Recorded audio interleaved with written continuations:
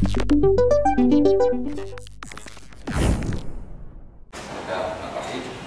ما خلصنا البروستيت اتفقنا بعد الميل جينيتال اورجانز اشرح البرينيوم على طول.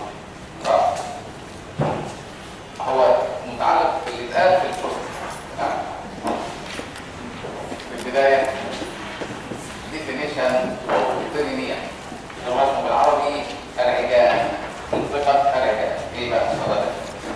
بصوا يا شباب كده، اللي انا هشاور عليه ده بلفيك اوتلت. This is pelvic outlet. يعني ايه pelvic outlet؟ مخرج الحوض بنشوفه في العظم. pelvis has inlet and outlet. الانلت دي شكل والاوتلت دي شكل تاني. اللي هيبص على الاوتلت هذا شيء، يعني الاوتلت دايموند شيب بشكل معين ممكن نقسمه وهمي لمثلثين زي ما هنقول كمان شويه. كل التيشوز اللي موجوده على البلفيك اوتلت تتبع منطقه بيرينيوم، والكتاب قايل كده. الكتاب قايل ايه في الديفينيشن؟ It is the region that occupies outlet of the pelvis. بس الكتاب سكت بعد كده وما كملش الحته المهمه.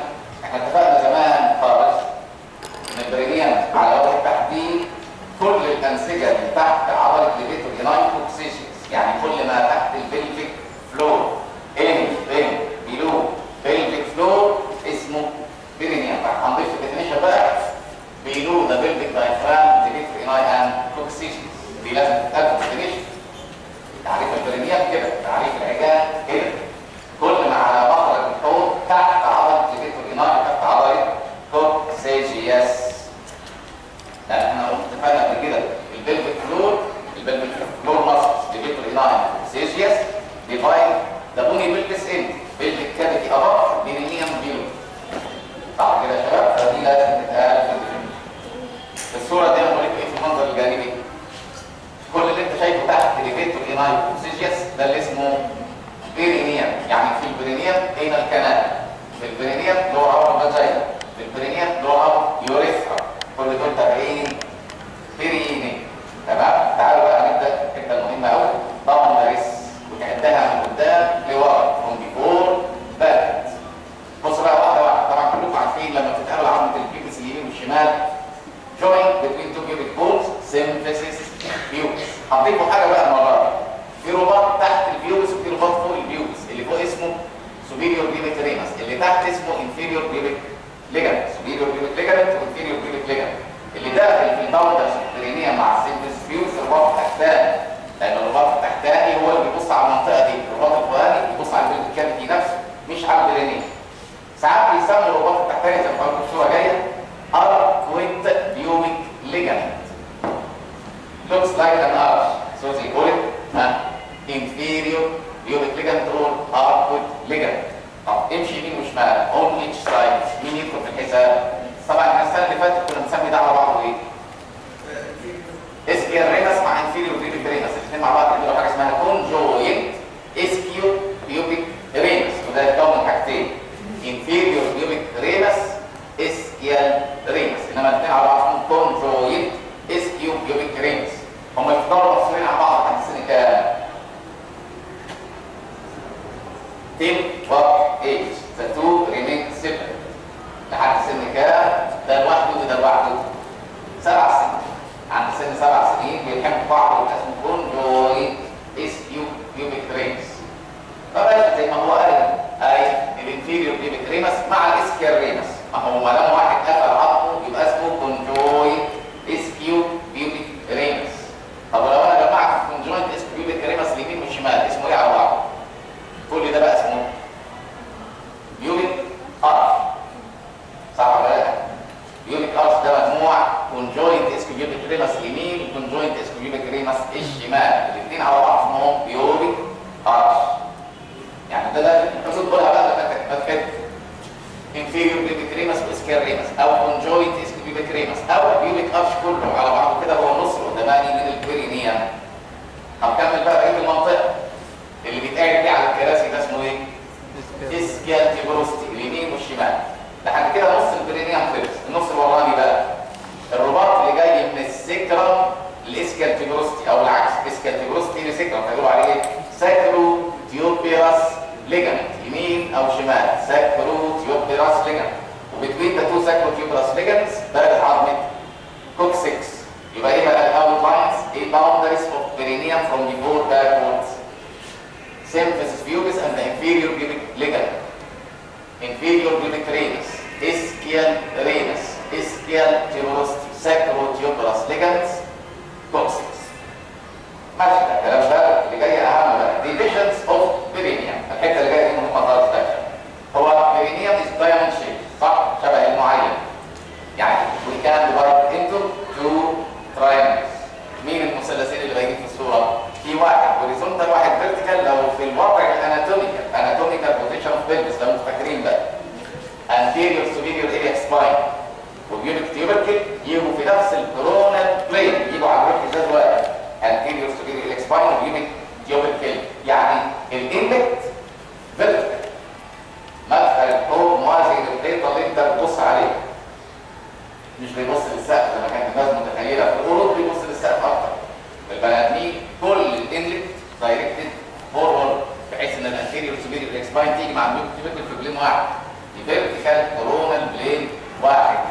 الوضع ده اللي انت شايفه دايموند شيب من شويه هيتقسم مثلث هوريزونتال ومثلث فيرتيكال.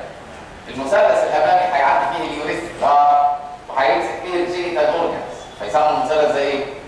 Urogenital triangle.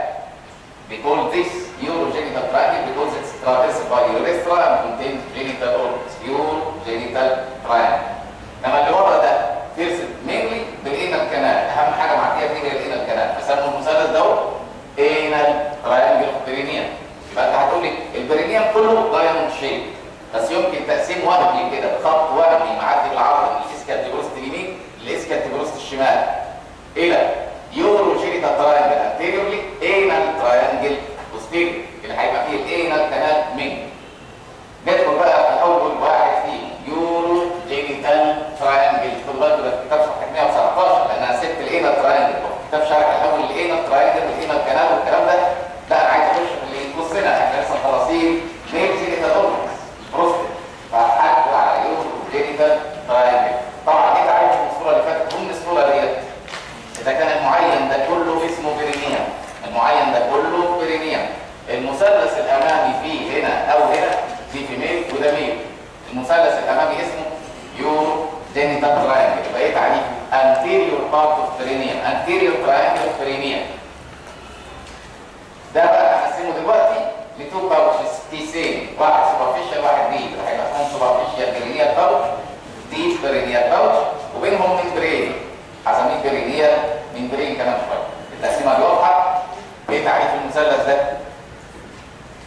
تعريف اليوروجينيتال تراينجل انتيريور تراينجل بيرينيوم، هو نفسه بقى فيه كيسين فوق بعض وبينهم ممبرين ابيض هشوفهم دلوقتي. اهو انا بدات بالممبرين، بيرينيال ممبرين، الغشاء اللي قافل المثلث الامامي بيرينيال ممبرين. ده برضه موضوع مهم لوحده. طبعا البرينيال ممبرين مهم. والحاجات اللي هقولها دي انتجريتد بتوع النهارده، البرينيال ممبرين والباوتش اللي فوق واللي تحت، كل الحاجات اللي خدناها كل دي اسئله. نبدا في المهم بقى، بيرينيال ممبرين. بيرينيال ممبرين، ايه هو البيرينيال ممبرين؟ احنا في الصوره دي شلنا كل الاستراكشرز اللي كانت موجوده هنا، الجينيتال اورجانز كلها اتشالت، كل محتويات الحوض اللي جوه اتشالت، وما بقاش غير الممبرين ده. من اقوى الاشياء اللي موجوده في الجسم، حاجه كده زي الاوبتريتور ممبرين اللي قافل الاوبتريتور فونر بنفس القوه تقريبا. بقول بدايه الكلام سترونج تراينجلر فايبرس ممبرين. وضعه هوريزونتال ولا فيرتيكال في الجسم؟ لو انت رجعت للصوره اللي فاتت هوريزونتال سترونج فايبرس تراينجلر هوريزونتال ممبرين. سترونج فايبرس تراينجلر هوريزونتال ممبرين موازي للارض. هوريزونتال ممبرين مكانه فين زي ما انت شايف؟ بين تو سايدز اوف ذا بيوبيك ارش، ماسك في الجنب اليمين وفي الجنب الشمال للبيوبيك ارش. فاضل حاجه عشان نخلص التعريف بتاعه. فوق باوتش وتحته باوتش. الباوتش اللي فوق هتبقى جوه الحوض دي بيرينيال باوتش. الباوتش اللي تحته اللي احنا فتحناها دلوقتي كانت اوربت جلد سوبرفيشال بيرينيال باوتش، يعني هو سيبريتد التو باوتشز اوف بيرينيال سوبرفيشال دي بيرينيال باوتش. يبقى لو حطيت تعريف كامل تقول لي سترونج فايبرس تراينجلر هوريزونتال ممبرين ماسك في المارجنز او في السايد ذا بيوبيك ارش، ويقسم اليوروجينيتال تراينجل الى تو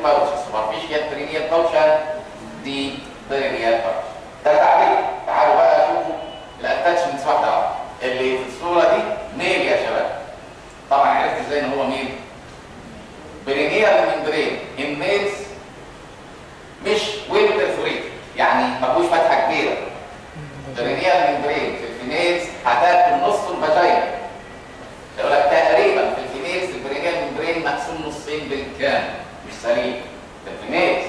اما في الميلز كومبليتلي بلوك وبركوريتد بسمول اوبننجز، طبعا حاجات صغيره. حد عارف الخيال ده بتاع ايه؟ تفتكروا الخيالات دي هتطلع بتاعت مين؟ اجزاء البينس الثلاثه اللي هنقولهم بعدين.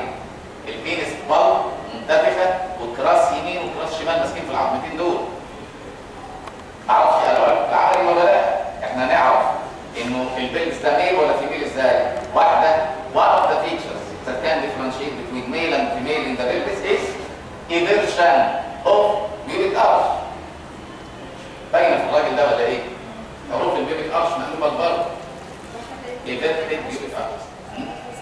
ما عرفش السكاشن العظمه ازاي؟ لا اكيد مش مهم على الفراخ يا جماعه. لا مش على الممبرين، مش عايز الممبرين. ايه اللي خلى البيوبيك ارش يبرتد لبره في الرجاله مش في الستات؟ الكراس بتاع البينس اليمين والشمال اثناء الانصاف بيشدوا العضله. الكراس ده عضله، الكراس بتاع البينس عضله. لما بيشد يمين وشمال العظم يقلب. فلما يلاقوا البيوبيك ارش يبرتد يعني عظمه بارز لبره والشفايف يبقى ده ميل مش فيميل، لانه اللي كان ماسك هنا بينس. الكليتورس ضعيف خالص والانصاب ما بيأثرش في العظم. البينس هو اللي انصابه بيأثر في العظم.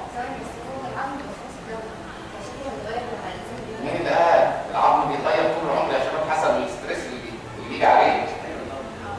العظم بيحصل له حاجه ريموديلنج، يعني شكل العظم بيتغير according to muscle strength. شكل العظم معتمد على الواحد بيعمل مجهود عامل شكله ايه على العظم. اللي نايم في السرير وعلى طول عظمه بيتاكل ويبقى اوستيوبروز. واللي بيشتغل كتير عظمته بتتخن وبتتغير حسب العضله اللي شغاله. تمام؟ فالمهم يعني انه اللي احنا جايبينه في الصوره دي البرينيال ممبرين بتاع ميل. هنقول الاتاتشمنت بتاعه anteriorly posteriorly on each side. خلينا نقول anteriorly بيحصل thickening في البرينيال ممبرين، بيتخن قوي. anterior margin of the perineal membrane thickened for a ligament، يعني رباط. اسمه ايه الرباط؟ transverse perineal ligament. الرباط العرضي للعجال transverse perineal ligament. هو مش ligament، هو في الواقع الانتيريور بوردر perineal membrane thicker than the rest، اتخن من بقيه الممبرين، فعمل رباط اسمه transverse perineal membrane. الناس شايفه حاجه احنا قوي باينه على الصوره اللي هي ايه؟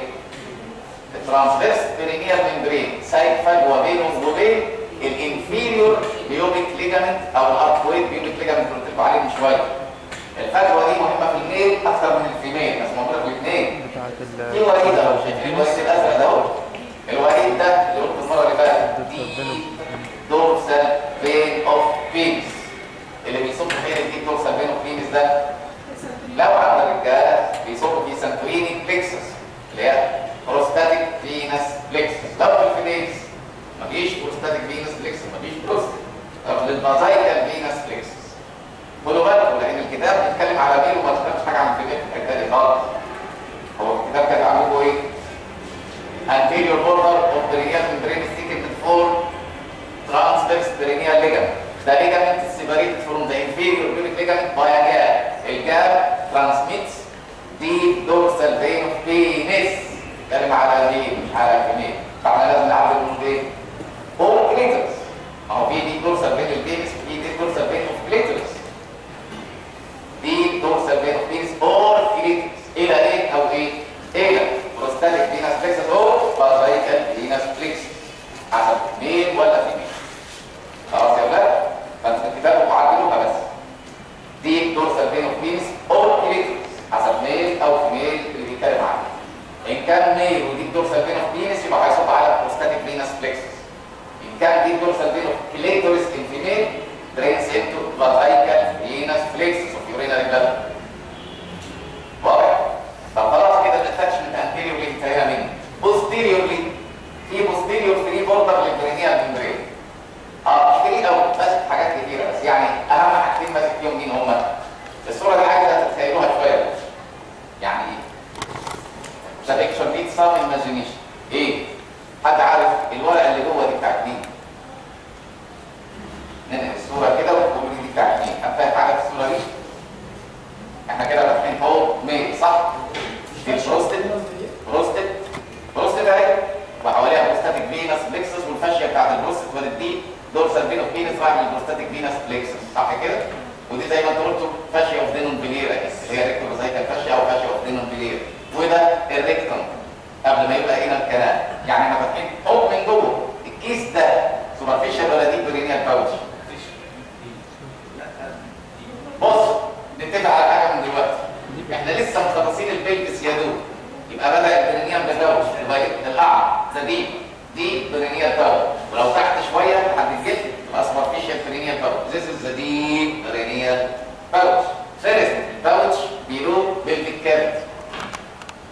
The pouch nearer to the pelvic cavity is the deep pouch. The pouch nearer to the skin is the superficial pouch. في علامه بقى هقول عليها تفتكروها باستمرار، لو الباوتش مقفول من كل الجهات تبقى دي. لو الباوتش مقفوله من قدام ومن ورا ومن يمين ومن شمال يبقى هي الديب برينيال باوتش، انما لو مفتوحه من قدام يبقى سوبرفيشال برينيال باوتش. دي قاعده اساسيه هقولها لكم كمان شويه لما نيجي نسمع سوبرفيشال باوتش في النهارده. بس فرق جوهري بين الديب برينيال باوتش والسوبرفيشال برينيال باوتش انفتاح وانغلاق. اللي مغلقه من كل الجهات كلوزد باوتش ديب برينيال باوتش. اللي اوبن انتيريورلي على انتيريور ابدومينال وول سوبرفيشال برينيال باوتش. الناس اللي بيحصل لها رابشر يوريثرا الميه بتسحب عندهم في بطنهم لحد السره، سمعتوها في اول الابدومين ولا لا؟ في انتيريور ابدومينال وول رابشر يوريثرا مفتوحه على السره لحد السره. هتعرفوا ازاي لما اقول المره اللي جايه سوبرفيشال برينيال باوتش. انما ما دام الناس لقيتها كلوزد اور ثرو ديب برينيال باوتش. خلاص؟ انا جبت الصوره دي عشان بس نفتكر الفاشيه اللي فوق دي اسمها ايه، واللي تحت اللي انا بشرحه دلوقتي اسمه برينيال ممبرين. ده برينيال ممبرين. لو انا حاطط رباط هنا تحت البيوبس يبقى انفيريور بيوبك ليجامنت، وتبقى دي الفجوه اللي انتوا بتقولوا عليها اللي بيعمل منها الديب دورسال فين اوف فينس. ده اثبات رسمي على ان اللي متظلل ده ايه؟ برينيال ممبرين. This is the gap separating the membrane from symphysis pubis for the deep dorsal vein of penis. الورقه اللي فوق دي بقى اللي تحت البلفيك على طول بلفيك فاشيا. بلفيك فاشيا. انا كنت بتكلم في ايه قبل ما انقل على الصوره؟ الممبرين بيحصل له ايه وده بيحصل له ايه ورا؟ anterior attraction posterior attraction. anterior بالنسبه مني posterior attraction. ها perineal membrane fuses posteriorly with pelvic fascia. دكتور معلش هو مش احنا قلنا البلفيك فاشن هي الفيتوري ناين يبقى دي من تحت الفيتوري ناين. طب وماله ما مغطيها من تحت؟ ايه المشكله؟ pelvic fascia مغطيها من تحت. في pelvic fascia مغطيها من تحت، في واحده مغطيها من فوق، اللي مغطيها من تحت دي pelvic fascia التحتانيه. برضه هو بلطش ده يعني عباره عن ايه بالظبط؟ كيس تحت لفيتوري ناين ماشي، في حاجات هقول ايه هي كمان شويه. كيس ليه سقف وارضيه مقفول من قدام مقفول من ورا مقفول من الجنبين تحت لفيتوري ناين مباشره يعني. هو اللي انت شايفه ده. خد بالك في الصوره هو عامل فجوه، الفجوه دي في الحقيقه مش موجوده. دي توضيح بس. انما الكيس ده لازق في لفيتوري ناين. الفجوه للتوضيح فقط لا غير، فيها ريت شويه تمام، مش فاضيه زي ما انت شايفها دي.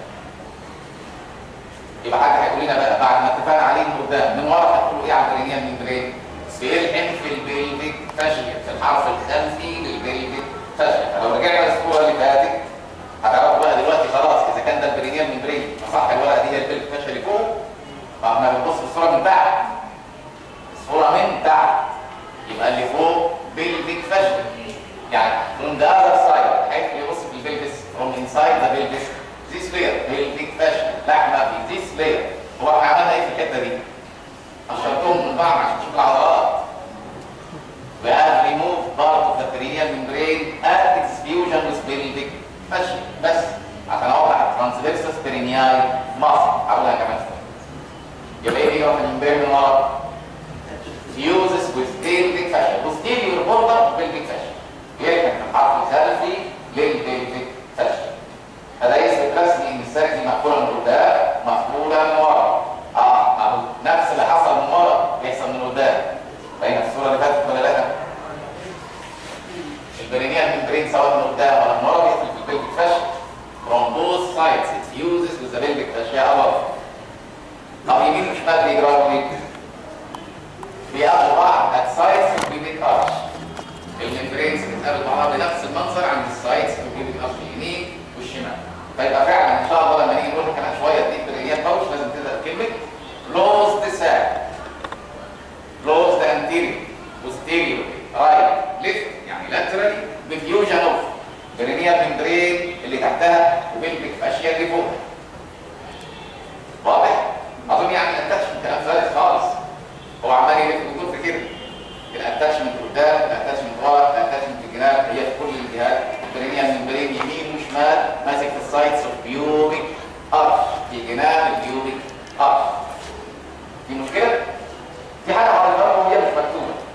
احنا لو قطعنا العضلات دي هنلاقي تحتهم جسم ابيض. سنترال تندون اوف بيرينيال بودي، الممبرين ماسك في البيرينيال. من الحاجات اللي ماسكه في البيرينيال بودي بيرينيال ممبرين.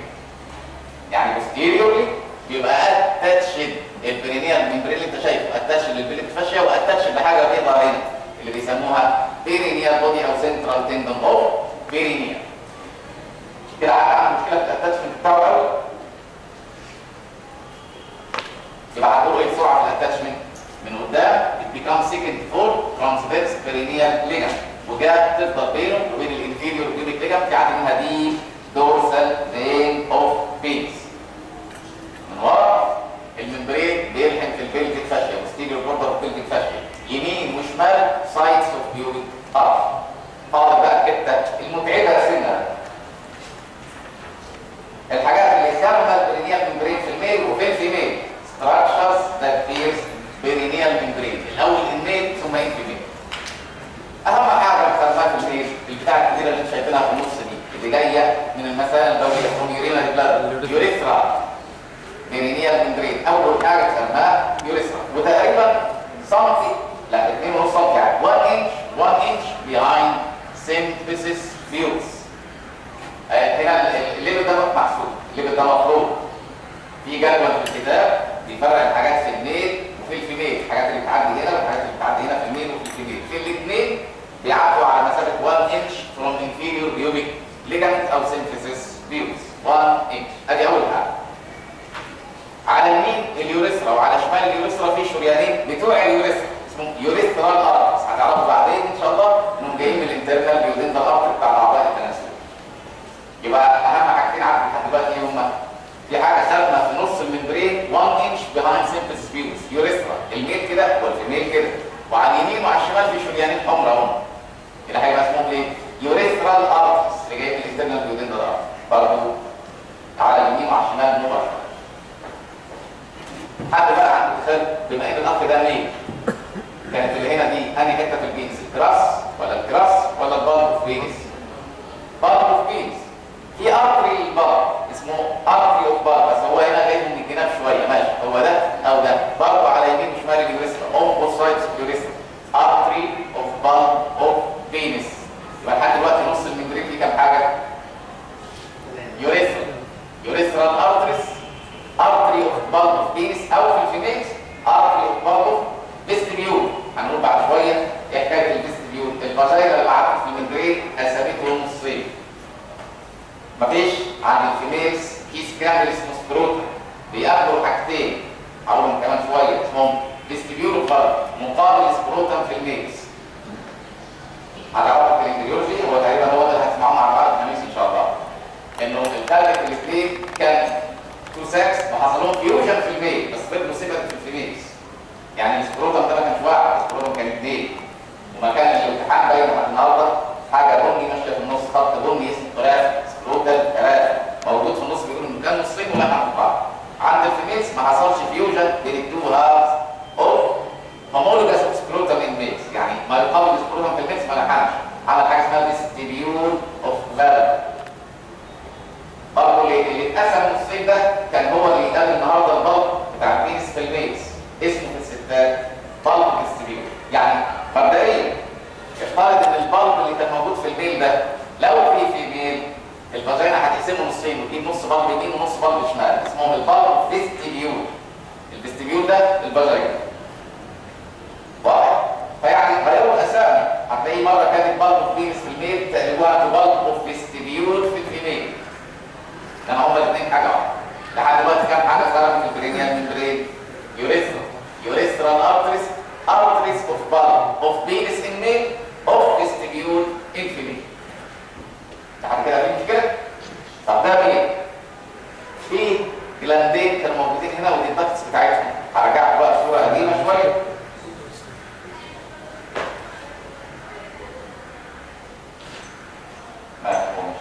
بس ماشي هنجيلها كمان هتظهر كمان.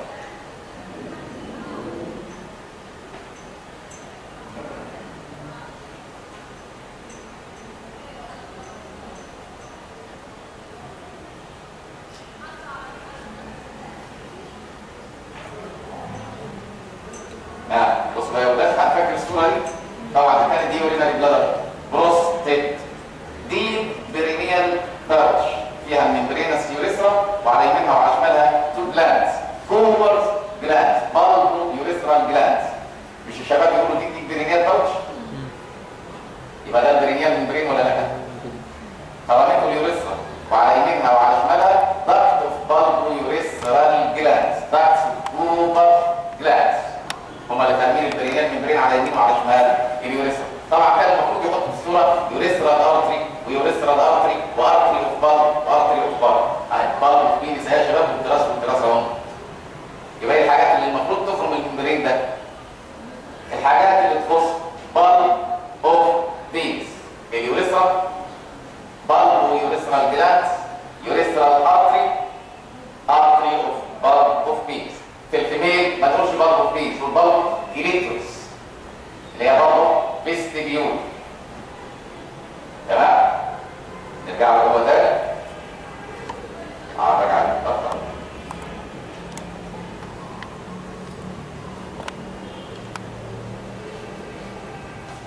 خلاص يا ولاد، لحد كده المنطقه اللي في النص انتهت. ايه الحاجات اللي هتعدي في نص الممبرين في المنطقه؟ بس انا هحكي على الحروف بعد شويه، انما ايه اللي بيعدي في النص؟ يوريثرا اهم حاجه في الميل وفي الفيميل. بس في حاجه بقى في الفيميل هتقطع الممبرين نصين تقريبا. الفاجينا هتبقى موجوده قدام اليوريثرا ولا ورا اليوريثرا؟ ورا. الفاجينا ورا اليوريثرا، اليوريثرا في الانتيريور وول فاجينا، يوريثرا الانتيريور وول فاجينا. يبقى الفاجينا لو في الفيميل هتاخد المنطقه دي كلها، هتقسم الممبرين نصين تقريبا. مع اليوريثرا تو يوريثرال ارترز، واحد رايت واحد ليفت، وبالبو يوريثرال جلاند رايت وليفت، والبالبو في بينس ليه شريانين رايت وليفت. وكانت في الفيميل يبقى بالبو كليتورس، بالبو فيستيبيول. اللي جايين بقى في حاجه هتخرج من الممبرين من اخره خالص، هو حتى مش حاطط الصوره دي، او يعني مبين فرع بسيط منه كده. الممبرين هيدخل البرينيال ارتري، هيدخل البرينيال، نسميه ايه؟ بيرينيال ارتري، جاي من الانترنال بيوريندال ارتري. هنشوف صورته، شايفين؟ ده الانترنال بيوريندال ارتري. الفرع اللي اسمه بيرينيال ممبرين اللي دخل ده يا شباب الباوتش دي، خرم الممبرين ولا لا؟ اذا كان ده البرينيال ممبرين اللي احنا قاطعينه الورقه دي، يبقى من الحاجات اللي هتخرمه بيرينيال ارتري. ثاني حته posterior margin gap، البيبك ارش، posterior margin perineal membrane، perineal artery. اللي جايين مهمين، هقول لكم اهميه كل واحد فيهم دلوقتي. شايفين اللي في الاواخر دول يا شباب؟ ده وده، هو ده مكانه متقدم شويه عن الطبيعي، المفروض يجي في الحته دي بالظبط، يعني مش في الليفل ده، في الليفل ده في مكان الفورم الاسود ده. ده اسمه deep artery of penis او deep artery of clitoris في الفيميلز. deep artery of penis. بصوا بقى، لو هترحلوا لي ده الحته دي، يبقى الشريان ده دي في ثاني حته في البينس، بر ولا كراس؟ في نص الكراس. deep artery of penis في نص الكراس بالظبط. فين؟ جنب البيبك ارش. ده البيبك ارش وده البيبك ارش الثاني. جنب البيبك ارش ميدواي ما بين ايبكس وبيز اوف ذا ممبرين، في نص الطريق ما بين قمه الممبرين وقاعده الممبرين، يبقى عليه دي ارتري اوف بينس. هنشوف صوره ثانيه اوضح اكتر. ده الشريان الرئيسي للانتصاب. ليه؟ عشان هو اللي هيدخل الكوربس كافرنوزم، الاجسام الكهفيه. اهم شريان للانتصاب هو دي ارتري اوف بينس. بيخرج من الممبرين فين؟ جنب البيبك ارش. فين بالظبط؟ ميدواي ما بين الايبكس والبيز اوف ذا ممبرين. طب في واحد بيخرج بس عند الايبكس اللي هو ده اللي هيمشي فوق البينس، دورسال ارتري اوف بينس. دورسال ارتري اوف بينس. انتوا عايزين تفتكروهم بقى، طبعا هم دول انا عارف، بس قسموهم كده، حاجات في المنتصف بتاع الممبرين وحاجات في السايت بتاع الممبرين، حاجه عند البيز وحاجه عند الايبكس وحاجه في النص. الحاجات اللي هتكون في الوسط يوريثرا في الميل وفي الفيميل 1 انش بيهايند سينثيسيس بيوبس، بيلو سينثيسيس بيوبس. وعلى يمينها وعلى شمالها في حاجه عند الرجاله برضه يوريثرال جلاند، ووراها حاجه عند الستات فاجينا. الحاجات اللي فاضله كلها بقى متشابهه في الاثنين مع تعديل كلمه بينس الى كليتوريس او فيستيبيول. زي ايه مثلا؟ ارتريس اوف بالب اوف بينس، ارتريس اوف بالب اوف فيستيبيول. ديب ارتري اوف بينس، ديب ارتري اوف كليتوريس. دورسال ارتري اوف بينس، دورسال ارتري اوف كليتوريس. وفي النيرف اللي معاك جنبه على طول، دورسال نيرف اوف بينس، دورسال نيرف اوف كليتوريس.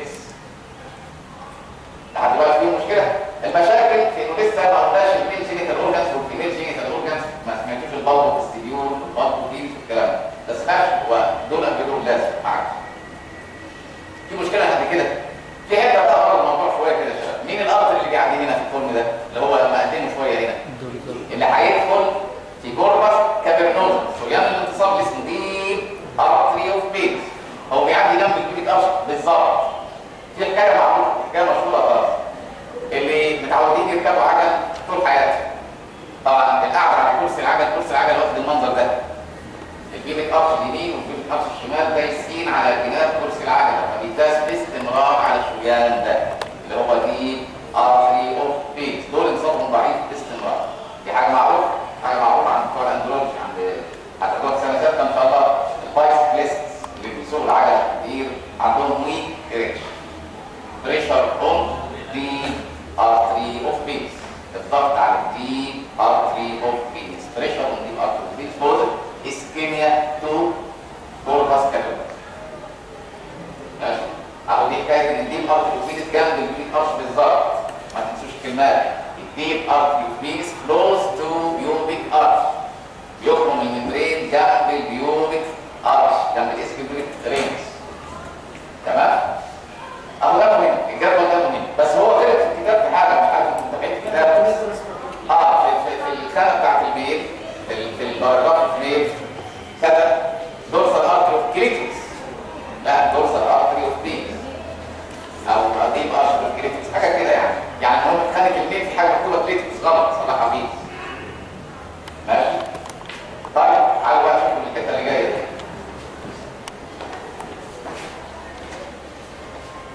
هو العنوان الفاضل ده كان فيه ايه كمان؟ برينيال ممبرين بعد الستراكشر اللي بيرسم. يبقى صح كده، برينيال برضه. ده مهم بقى، واحنا جبنا عنه سيره قبل كده. ايه هو البرينيال بودي؟ طبعا ده البرينيال ممبرين، صح؟ هنا بالظبط في المكان ده بين اليوروجينيتال تراينجل والانال تراينجل في جسم ابيض هيتوجد هنا. شايفين؟ شايف المثلث ده؟ المثلث ده الابيض اللي انت شايفه ده عباره عن كولاجين فايبرز وماسل فايبرز. فيقولوا ايه؟ فايبر ماسكولار بادي، شكله هرم بيراميدال شيب. بادي الشكل اللي انت شايفه ده. طبعا ما حدش يقول تراينجلر. تراينجلر ده حاجه فلات 3 دايمنشن بيراميدال. يبقى فايبر ماسكولار بيراميدال ماس موجوده فين بالظبط؟ في السنتر اوف بيرينيوم. فين في السنتر اوف بيرينيوم؟ على البوستيريور بوردر اوف بيرينيال ممبرين ان ذا ميد لاين، في الحته دي بين ما بين يوروجينيتال تراينجل وانال تراينجل. التعريف فايبرو ماسكولار بيراميدال ماس في السنتر اوف بيرينيوم بين يوروجينيتال وانال تراينجل. ان شاء الله هتعرفوا في الامبريولوجي انه الجنين بادئ عنده الجهاز التناسلي والجهاز البولي مع بعض في حاجه اسمها كلوات المجمع.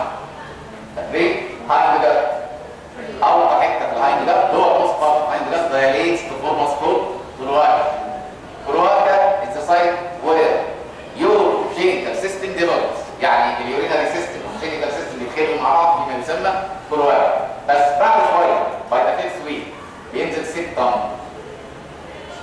septum devolves to divide the urinary genital system from rectal system. Urorectal septum. اللي فاضل من اليوروrectal septum النهارده هو ده. It is the remnant of urorectal septum of the embryo.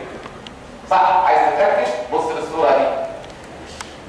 Rectum behind. Genital urinary organs in front. يبقى هو اللي فاضل من اليوروrectal septum. هو بس لا، في حاجه ثانيه فاضله فينا النهارده من اليوروrectal septum. Fascia of denonvillere in front of the rectum remains of urorectal septum of the embryo.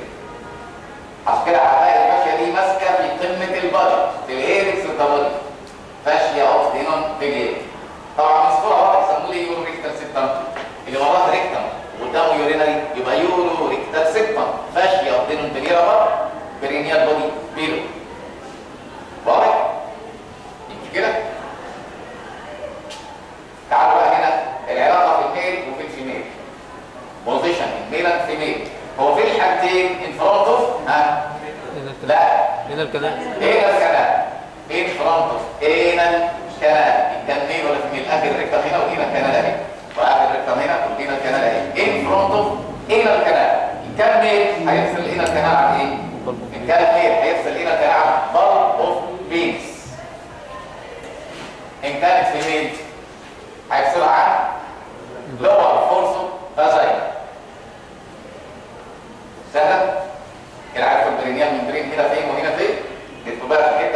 شويه؟ مكانه زي ما قلت في الكلام من شويه، مكانه جنكشن اوف يورو جينيتال تراينجل وانال تراينجل ان فرونت اوف انال اوريكس على طول قدام فتحه الشرج، او في الفيميل هنقول ورا التحام التو ليبيا ميجورا مع بعض. ليبيا ميجورا دي شفايف القلب الكبرى، هنقولها لما نيجي نشرح الاكسترنال جينيتال اورجانز في الفيميل. السكين فولدز الكبار اللي على يمين وشمال فكه البدايه. ليبيا ميجس، ليبيا ميجس الجمع ليبيا ميجورا. ليبيا ميجورا فيوز انتيريورلي فيوز بوستيريورلي. اسم الامتحانات دي ايه؟ سايت اوف يونيون از كولد كوميشن. مكان الامتحان اسمه كوميشن. anterior commissure of labia majora, posterior commissure. Perineal body just behind the posterior commissure. Perineal body just behind the posterior commissure of labia majora. ساعات بيقولوا عليه ايه؟ valvar commissure. posterior valvar commissure او posterior valvar commissure. الحكايه دي مهمه ليه؟ كمان شويه هقول لكم عمليه اسمها ايبيزيوتومي. شق الحجر. المقص هيبدا يتحرك من هنا. بعد كده لما ترجع لورا ما ترجعش لورا عدل، تميل وانت ماشي عشان البرينيال بودي وراك مباشره، وان كان في ناس بتقطعه عادي، بس يعني هي الفكره زي ما هفهمكم كمان شويه انك لما تقص المقص هتخيط وخياطها هتبقى قويه، لما تقطعه بالناس دي ويطلع مشرشر مهما خيطته بعد كده هيفضل ضعيف في الاخر. فدي صح ان حد يبص البرينيال بودي ويخيطه مفيش مشاكل، فلما قطعت مقص او مشرط مش مشكله، لما اقطع متهدكه هتبقى فيها مشاكل. هبقى لكم كمان شويه. structures attached to perineal membrane. ايه الحاجات اللي ماسكه في البرينيال membrane؟ هو فين في الصوره البرينيال membrane؟ المثلث الابيض ده اللي انتم شايفينه ده. بصوا بقى يا شباب، من دلوقتي لحد ما تيجي المره اللي جايه ان شاء الله، الكيس اللي مفتوح ده كله اسمه superficial perineal pouch اللي رايح للسكروتم. الخياطه شايفين القطع اللي على السطح ده مين الكيس اللي اتفتح؟ دي سوبرفيشال برينيال باوش. ارضيتها برينيال ممبرين. لا مش ارضيتها، ده الراجل اللي نايم. احنا لو عملناها على ده سقف الباوش، يعني البرينيال ممبرين السقف والحجره من تحت والكيس ده كله تحت، هو اللي واخد الوضع بتاع النومه دي، يعني الدنيا مقلوبه فوق لتحت. انما الطبيعي ان البرينيال ممبرين هو اللي فوق والجلد ده كله والاكياس دي كانت تحت. صح كده؟ يعني المفتوحه دلوقتي سوبرفيشال برينيال باوش، والابيض اللي جوه ده هو البرينيال ممبرين. ايه بقى الحاجات اللي ماسكه فيه؟ انتوا شايفين 3 عضلات ماسكه فيه. ايه هما 3 عضلات؟ العضله دي والعضله دي والعضله دي واحده. ده ايه بقى يا شباب؟ بصوا، الروت اوف بينس مكون من 3 حاجات هنقولهم في المحاضره بتاعتنا. رايت كلاس وليفت كلاس، يمين وشمال. ده الرايت كلاس وده الليفت كلاس اوف بينس. والبلب اوف بينس اهي عليهم 3 عضلات. اللي ماشيه على الكلاس اسمها ايه؟ طبعا الاسكيال فيبروستي وماسكه في كوربس كابرنوزا، فيقولوا اسكيو كابرنوزس ماسل. اسكيو كابرنوزس ماسل. الاسم جه منين؟ هي طالعه من الاسكيال فيبروستي وماسكه في كوربس كابرنوزا في الجسم الكافي. قالوا اسكيو كابرنوزس، اسكيو كابرنوزس. انما الغطيه البلب، والبلب من الجسم الاسفنجي كوربس سبونجيوزا، هو العضله اللي هضم فيها بلب سبونجيوزس. فهمتوا التسميه جت منين؟ اسكيو كابرنوزس هي طالعه من الاسكيال فيبروستي وماسكه في كوربس كابرنوزا. اسكيو كابرنوزس ماسل. bulb of penis is formed by corpus spongiosa. The muscle that covers bulb of penis, corpus spongiosa called bulb spongiosus muscle. ادي اول 3 عضلات ماسكين في البرينيال ممبرين. رايت ليفت اسكيو كابرنوزس bulb spongiosus. يعني اول 3 عضلات ماسكين فيه. شايفين العضله دي؟ تحتها واحده ثانيه، فاذا اعتبرت دي قريبه من الجلد تبقى سوبرفيشال ولا دي؟ سوبرفيشال وماشيه بالعرض يبقى اسمها ترانسفيرسس في البرينيال برينياي ماسل. سوبرفيشال ترانسفيرسس برينياي ماسل. طب وفي واحده بارالل دي ترانسفيرسس برينياي ماسل. دي وسوبرفيشال ترانسفيرسس برينياي ماسل. طبعا السوبرفيشال ماسكه في الممبرين من انهي وجهه؟ من تحت، والدي ماسكه في الممبرين من فوق. يبقى سوبرفيشال ده دي اللي مكشوفه دلوقتي، في تحتها دي ترانسفيرسس برينياي ماسل، مع دي البالبو سبونجيوزس مينلي، وبرضه بدايات الاسكيو كابرنوزس اليمين والشمال. كده في مشكله دول؟ يبقى ايه الماسلز اللي اتاتش سوبرفيشال ترانسفيرسس برينياي، دي ترانسفيرسس برينياي وبالبوس كونفيوزر مع بدايات الاسكيو كابرنوزس اليمين والشمال. تمام؟ ماشي كده خلصت من العضلات اللي ماسكه فيه من قدام، كله بقى يتفرج من ورا. دي ايه دي؟ ايه الاوريفيس؟ احنا خلاص خلصنا الكلام كده على سطح الجسم. ايه الاوريفيس؟ فتحه الشرج. العضله اللي بتلف حواليها بره دي اسمها اكسترنال انال سفنكتر. دي عارفه عن طريقه ثلاث اجزاء في الانال كانال. جزء تحت الجلد سبكوتينيوس بارت، ده اللي باين على طول على فكره، ده السبكوتينيوس بارت. اللي بعده ميدل بارت سوبرفيشال بارت. في واحد مستخبي جوه خالص ديب بارت. يعني الاكسترنال انال سفنكتر كام جزء؟ ثلاث اجزاء اللي حوالين فتحه الشرج، مش سوبرفيشال، سبكوتينيوس. اللي بعده هو اللي سوبرفيشال واللي بعده ديب. انت بتتحرك من تحت لفوق. اللي فوق الجلد على طول اللي حوالين الفتحه مباشره سبكوتينيوس. فوق ميدل سوبرفيشال، فوق ديب. مين فيهم مسكت في البرينيال بودي قدام وفي البرينيال ميمبرين؟ الجزء الاوسط في الاكسترنال انال سفنكتر، ميدل بارت اللي هو سوبرفيشال بارت اوف اكسترنال انال سفنكتر. بعد كده كده مشكله دي اللي ماسكه من ورا ميدل سوبرفيشال بارت اوف اكسترنال انال سفنكتر. طب فاضل بقى اللي ماسك من فوق بس مش باين في الصوره دي، يجيبوه من الصوره اللي فاتت او تقريبا انا حاطينه في اللي بعدها على طول. موجود. بص بقى كده، فين البرينيال بودي المفروض؟ اذا كان ده بارت اوف مينز ودي الانر كده، مش الاصفر في الاحمر ده يبقى هو البرينيال بودي؟ مش هو تعريف الحاجه اللي بين البارت اوف مينز والانر كده هو ده فايبرو ماسكولار، حته فايبرس حته ماسكولار. تمام. ايه اللي مسك فيه من فوق دي؟ الفاشيه اللي بين الريكتم والانر بروستيت. ريكتو بازايكال فاشيه او ريكتو بازايكال سيكتر اوف دينومبلير. دي ماسكه في الممبرين، ماسكه في البرينيال بودي من فوق. ريكتو بازايكال سيكتر او ريكتو بازايكال فاشيه اوف دينومبلير. في ساعات ناس تقول عليها ريكتو بروستاتيك. عادي مفيش مشاكل تقولها ريكتو بازايكال، ريكتو بروستاتيك الاثنين صح. طب في الفيميلز تقول ايه بقى؟ من الريكتم والفاجينا ريكتو فاجينال سيكتر اوف دينومبلير. يبقى ايه الحاجات اللي مسك في البرينيال بودي؟ من قدام ومن ورا. اللي مسك من قدام مينلي هتبقى البالبو سبونجيوتس والسوبرفيشال والديب ترانسفيرسس برينيال ماسل. من ورا ميدل بارت اكسترنال انال سفنكتر. من فوق ريكتو فازايكال او ريكتو بروستاتيك سيبتم دينومبلير في الميل وريكتو فازايكال سيبتم في الفيميلز. على كده ده مشكله؟ ايه فيزيوتومي بقى؟ الابلايد اناتومي بتاع الموضوع. بصوا بقى ساعه الولاده الاولى فيرست ديليفر، الولاده الاولى بس، العمليه كانت في اول ولاده ما كانتش في اللي بعد كده. واذا كانت طبيعيه يعني في القيصري مفيش كده، انما الولاده الطبيعيه هيحصل فيها كده. الطاقم يستمر يوم 24 ساعه، طلعات بتاعت اول ولاده ممكن تقعد 24 ساعه ويمكن اكتر كمان، يعني تدخل في اليوم الثاني كمان. المهم لما تبدا راس الجنين تظهر من فتحه الفاجينا بيستريتش البرينيوم كله، دماغ البيبي بيستريتش كل البرينيوم. طب تخيل ايه اللي حصل دلوقتي؟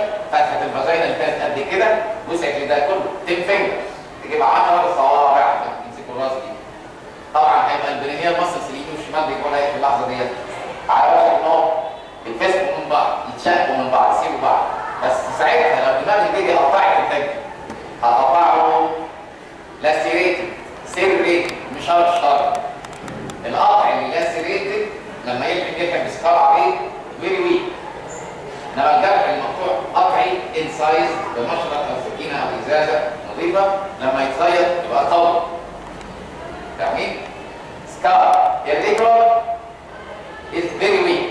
سكار regular in size very strong. فيقولوا ايه؟ دماغ البيبي هتقطع كده كده.